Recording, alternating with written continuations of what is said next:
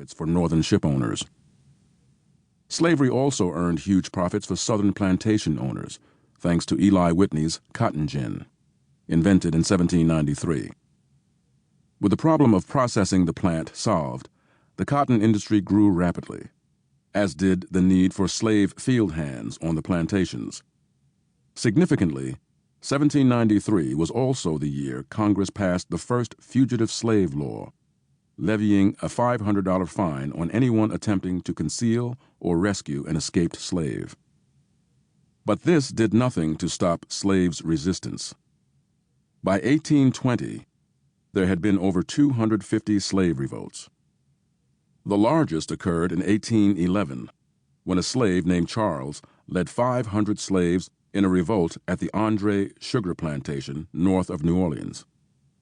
After wounding Andre and killing his son, they seized arms and advanced down the coast, smashing and looting property. Terrified whites fled before them. In a battle with several hundred U.S. troops and militia, 83 slaves were killed. 16 were arrested, tried, and executed. Their heads were mounted on poles at intervals along the Mississippi River as a grim warning to all restless slaves.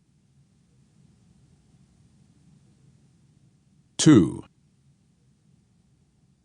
There was now growing support in the North for solving the black problem by resettling free blacks in African colonies.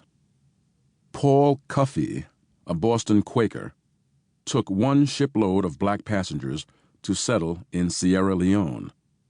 In 1816, the American Colonization Society, ACS, was founded to promote the plan, in the belief that blacks were a troublesome minority, best gotten rid of.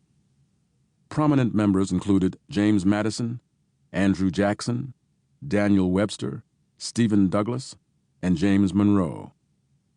Congress supported the ACS, authorizing money to transport 20,000 free blacks to establish an African colony, which became Liberia. By 1819, there was an even balance between northern states that barred slavery and southern states that depended on it. As the friction between them grew more intense, a northern abolitionist movement sprang up. Abolitionists created what was called the Underground Railroad, an escape route to Canada for runaway slaves. Escapees were hunted by slave catchers, who were paid bounties for each runaway captured. Despite these dangers, as many as 20,000 slaves escaped on the Underground Railroad before the Civil War. Some returned to the South to serve as guides for other escapees. The most famous of these was Harriet Tubman, who carried a $10,000 bounty for her capture, dead or alive. Meanwhile, the slave revolts continued. In 1822, an informer revealed a plot by a free Haitian black, Denmark Vesey, to lead an uprising of all blacks in South Carolina. The plot was quickly crushed, and 37 blacks were executed. A black Boston ragman, David Walker, published a pamphlet called Walker's Appeal in 1830, calling upon all Southern slaves to revolt.